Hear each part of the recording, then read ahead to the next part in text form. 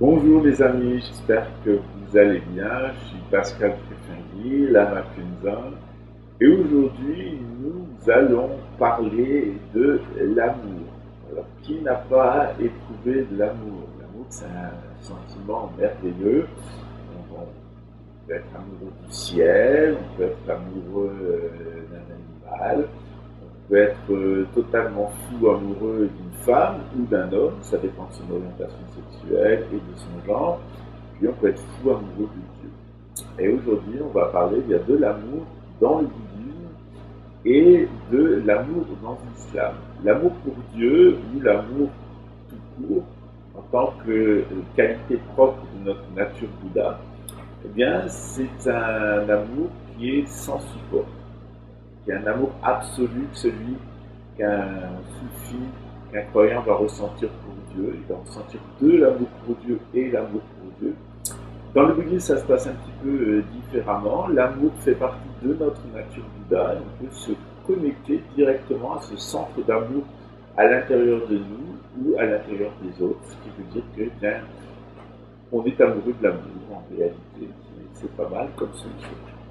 Alors évidemment, toutes les religions partagent le même message d'amour. Toutes les religions, elles sont basées sur l'amour. Elles nous disent que nous devons nous montrer patients les uns envers les autres, que nous devons pardonner pour ne pas rester fixés sur des traumatismes. Toutes les religions nous invitent à dépasser l'égoïsme et puis à faire preuve de bonté et de discipline et de moralité dans le cadre social qui est le nôtre. Toutes les religions enseignent en commun que l'amour est important et que dans une société dirigée par l'amour, on a des résultats bien plus efficaces que dans une société qui est dirigée par la haine. Bien entendu, il y a différentes religions qui correspondent à différentes natures humaines. Le tempérament des peuples qui ont accepté le bouddhisme et qui ont continué à vivre selon la tradition bouddhique est certainement différent de celui des peuples qui ont choisi l'islam et qui vivent bien, les valeurs de l'islam. Encore, il y a des pays comme l'Inde où on a été bouddhiste, puis musulman, puis hindouiste, et c'est quelque chose qui nous paraît un petit peu bizarre qu'un pays puisse être pendant des siècles d'abord bouddhiste, ensuite musulman et ensuite retourner à l'hindouisme. Eh bien, c'est possible. Et c'est d'ailleurs très engageant et très encourageant pour nous parce que ça signifie que même s'il y a des changements dans les pratiques populaires, l'élite, elle peut passer d'une tradition à une autre sans aucune difficulté.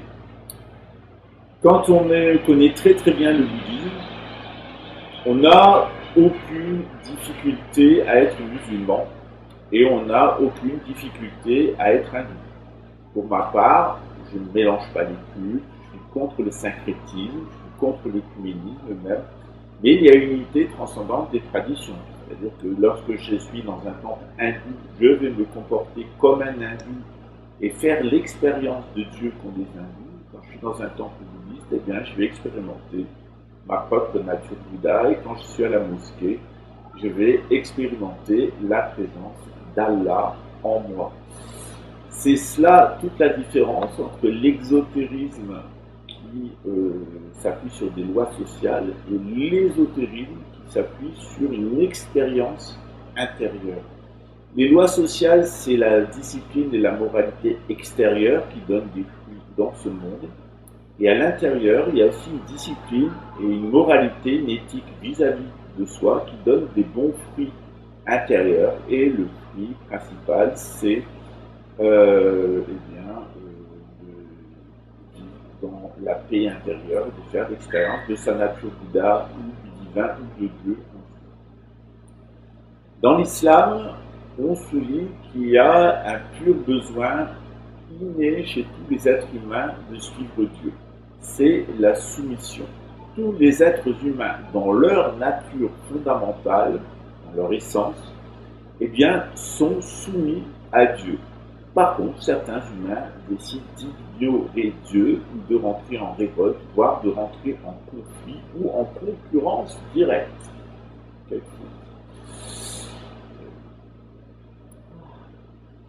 Quel phénomène. Dans l'islam, nous avons donc une première dimension qui est la soumission. On doit se soumettre à Dieu comme un enfant se soumet à son père et comme un employé se soumet à son patron avec le plus de loyauté possible.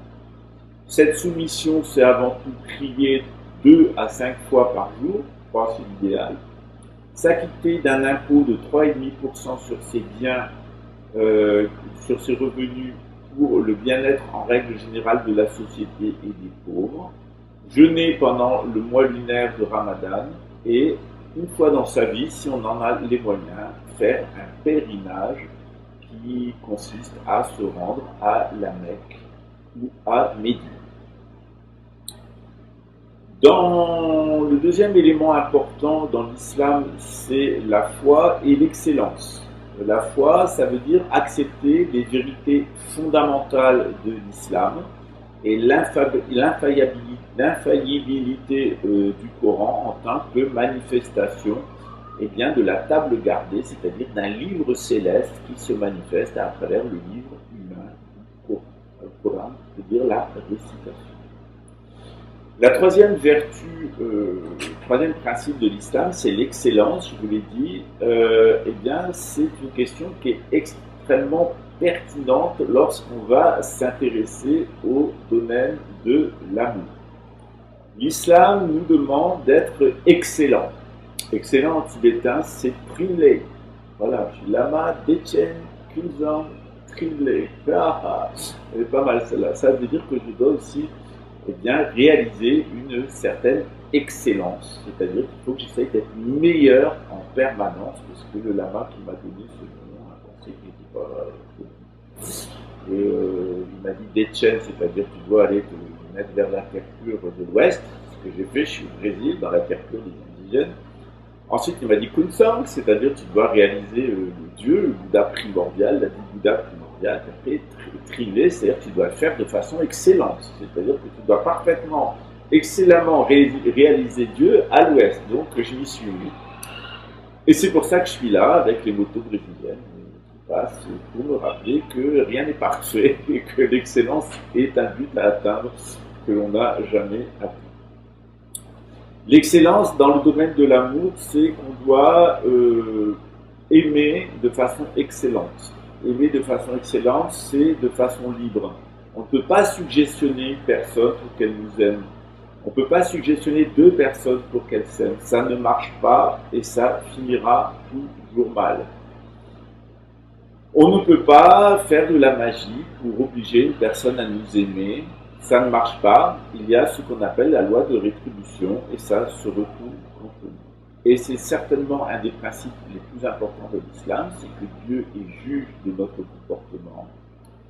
Dieu est celui qui va nous châtier, nous donner la rétribution de nos actes, et Dieu est aussi celui qui est miséricordieux et qui nous pardonne. Tout le jeu de l'islam, c'est de sortir de ce que les Juifs appellent l'axe de rigueur, l'endroit où Dieu nous donne des coups de pied dans le cul, il nous fait payer nos fautes, un très jupitérien, pour nous mettre dans l'axe très vénusien où Dieu nous aime et nous pardonne toutes nos fautes comme une maman qui nous aime, nous pardonne nos fautes. Le judaïsme, souvent, c'est le Dieu de la vengeance, c'est le Dieu vengeur, Yahvé qui punit, qui châtie, il est très jupitérien. Et puis, il est remplacé par un Dieu très chrétien qui est un Dieu de l'amour, un Dieu du pardon, de la miséricorde, un Dieu qui nous aime comme une bonne maman et qui va nous pardonner tous nos péchés.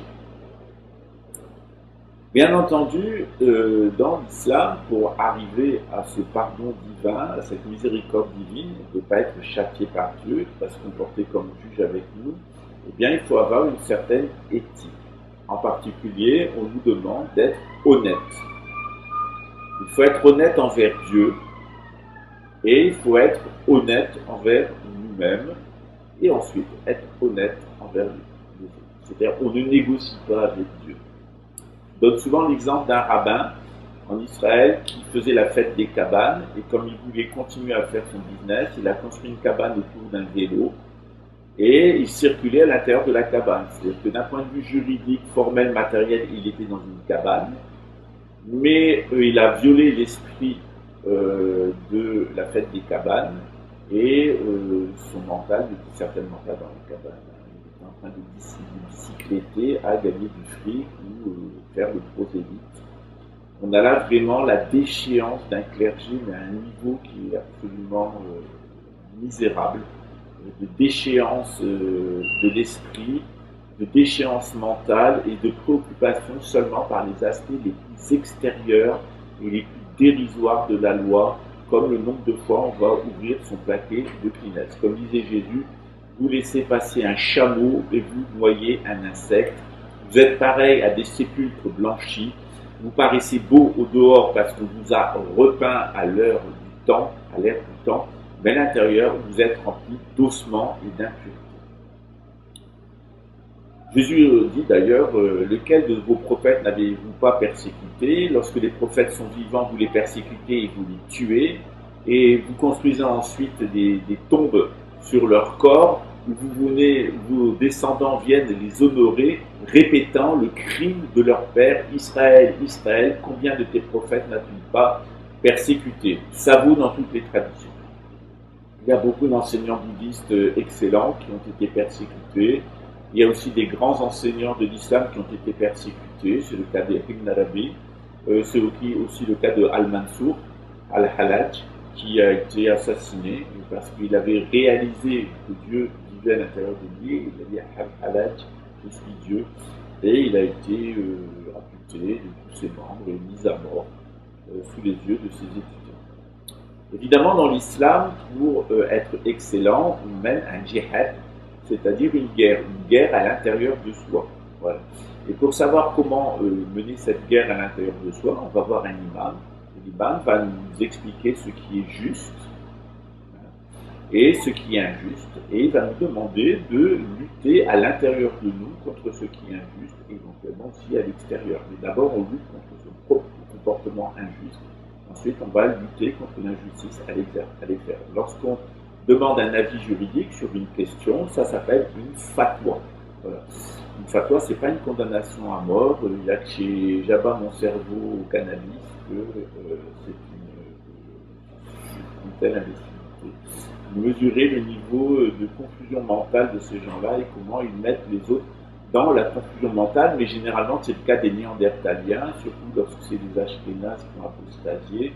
Ils sont véritablement dans le nomadisme dévié avec son caractère satanique, et ils nous amènent des fausses doctrines, des fausses idéologies toutes humaines, et surtout ils ont une vocation de détruire tout ce qui a un caractère sacré et traditionnel. Ils sont sacrilèges. D'ailleurs, chez J'abat mon cerveau au Babylone, j'attends toujours qu'il démonte, comme il démonte le Dalai Lama, à juste titre, comme il démonte le pape, à juste titre, qu'il démonte Rudolf Steiner. Ça ne sert à rien de critiquer des idoles quand c'est pour protéger les siennes. Moi, je suis pour la destruction de toutes les idoles.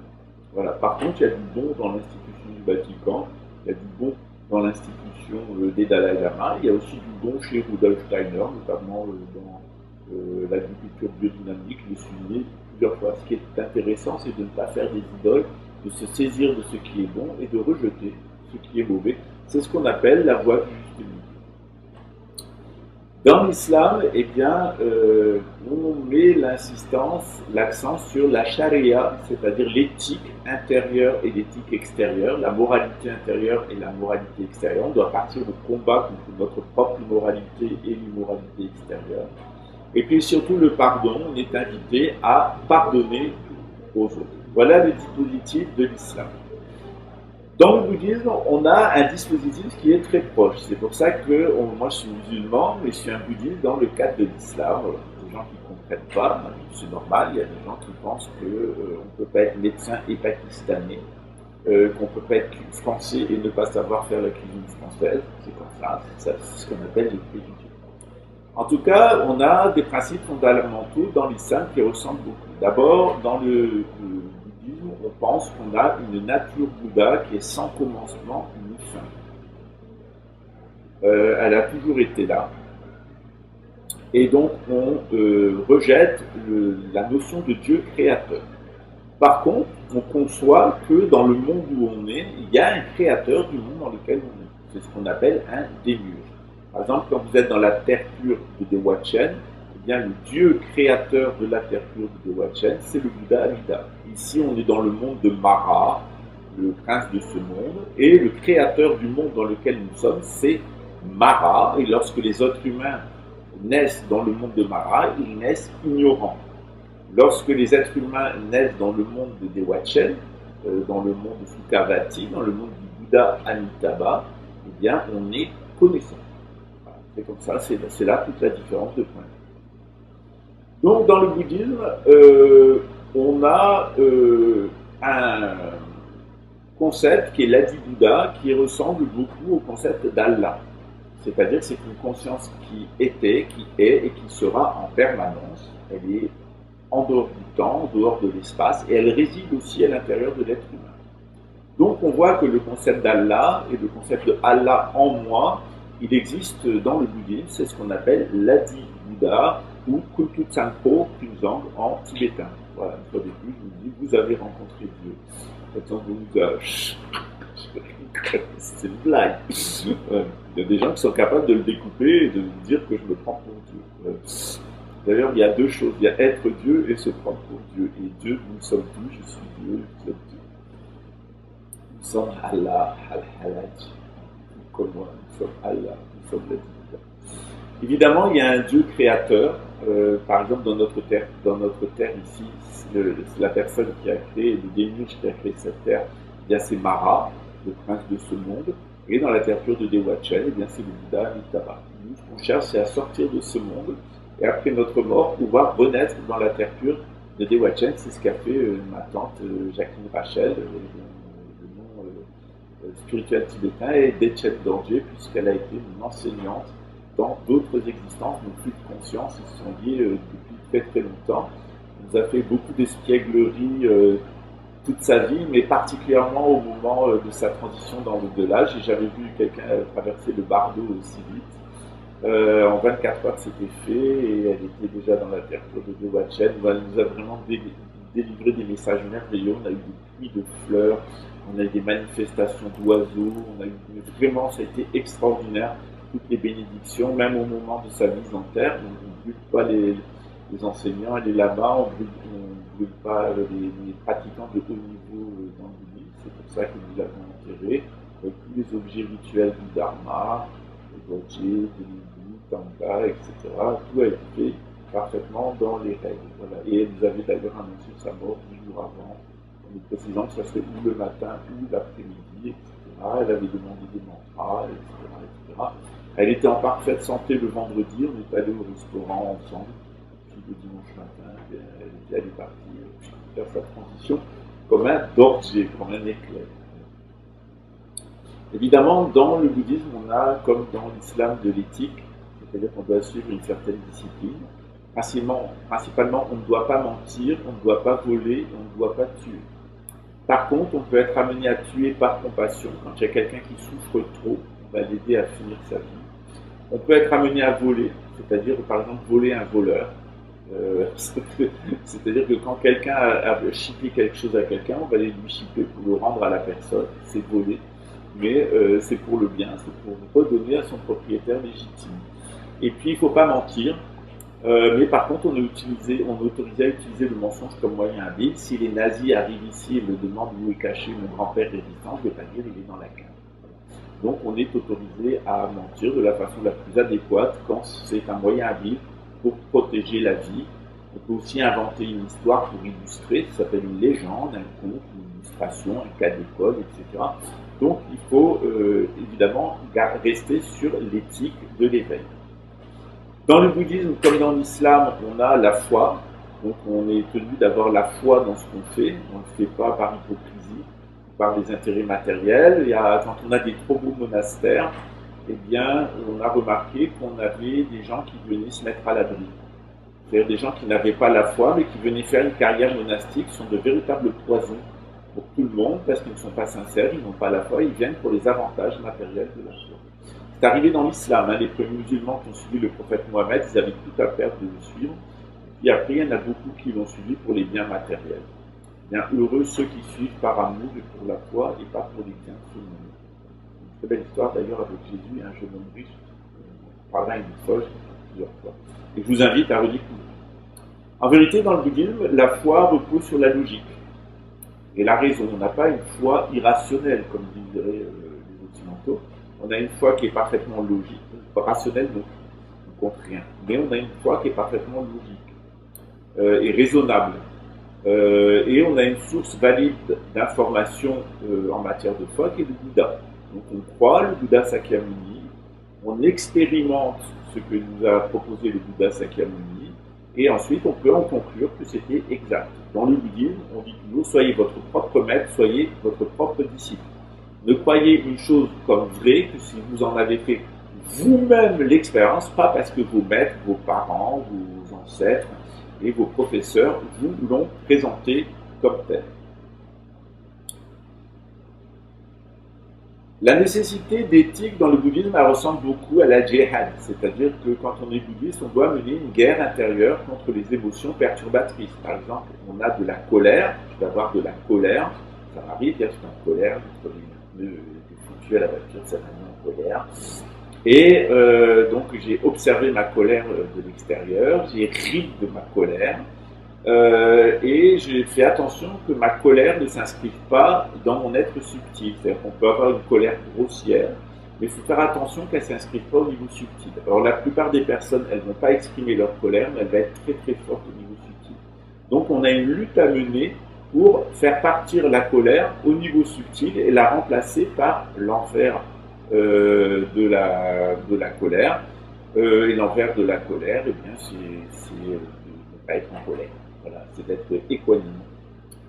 Évidemment, dans le bouddhisme, on prend refuge dans le dharma et pas dans la charia, c'est-à-dire on prend refuge dans la loi énoncée par le Bouddha et dans cette loi à l'intérieur de nous telle qu'elle s'applique à nous. On découvre sa propre nature Bouddha et on voit comment elle est différente pour chacune des personnes. On est fidèle à notre propre nature Bouddha.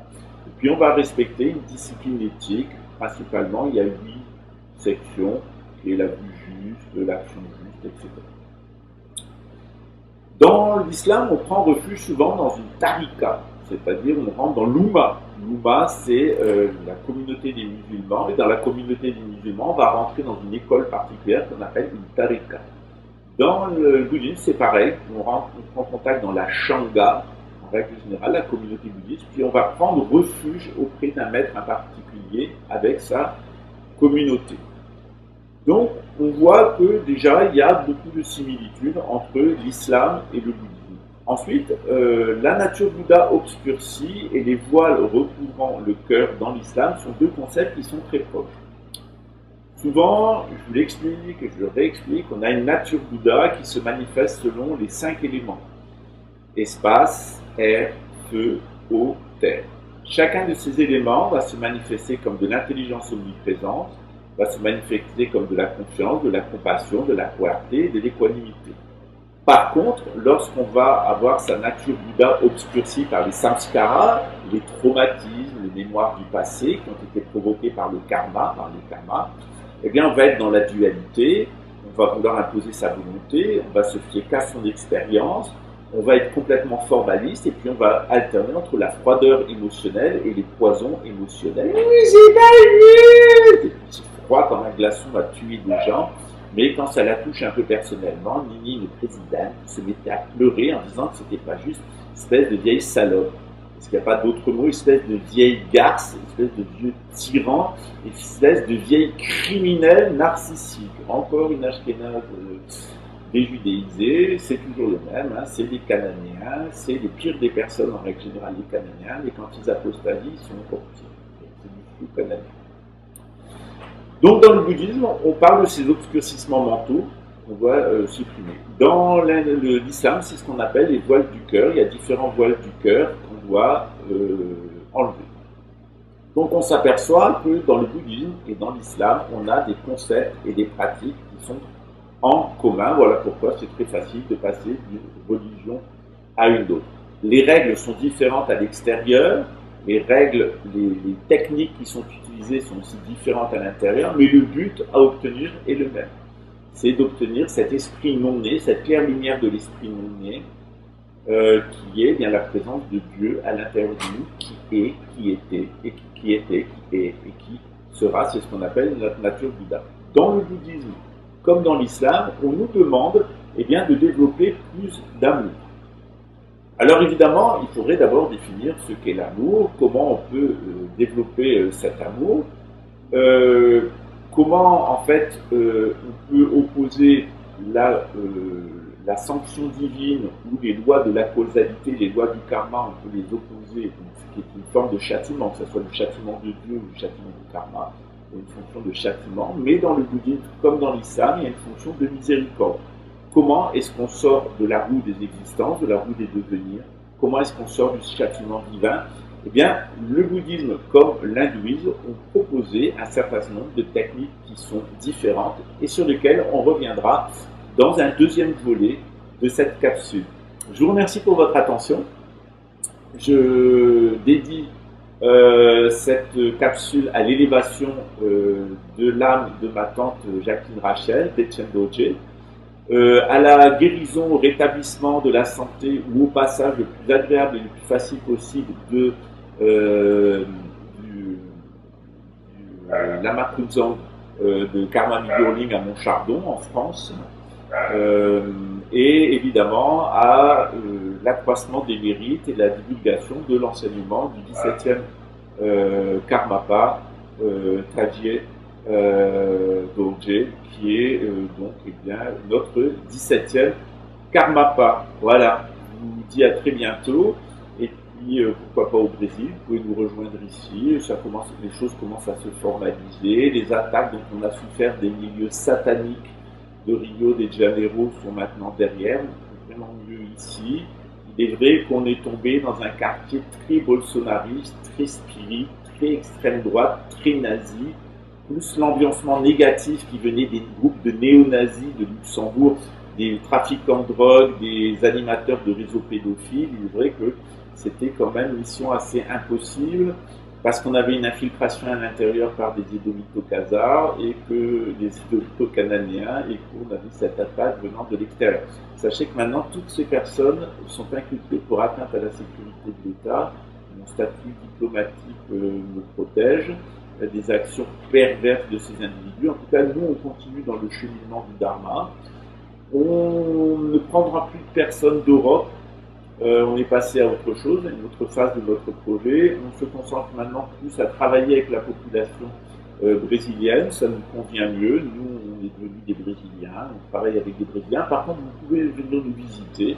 Et puis, si vous avez une vocation pour entrer dans le bouddhisme, on sera très heureux de vous accueillir pour une retraite de 3 ans, 3 mois, 3 jours, des retraites d'une semaine, 10 jours, que vous ferez en partenariat avec les indigènes, puisqu'on a décidé de combiner nos deux traditions, c'est ce qu'on appelle l'incorporation. Donc si vous souhaitez venir nous voir, nous visiter, ou même si vous souhaitez nous aider, c'est très volontiers, c'est une très bonne action, une action virtueuse qui laissera une empreinte très positive sur votre culture. N'oubliez pas que nous sommes responsables des pauvres et que nous devons leur venir en aide de tous les moyens possibles et puis que nous sommes aussi responsables des personnes que nous élisons. Quand on élit de mauvaises personnes, eh bien, on contribue de leur perversité et de leurs méfaits. À très bientôt, je vous souhaite eh bien, l'éveil en cette vie et puis de vous réaliser complètement en tant qu'être humain, de trouver la raison pour laquelle vous expérimentez cette vie humaine et puis d'arriver à la vivre pleinement et vous en libérer pleinement aussi. À très bientôt, ciao.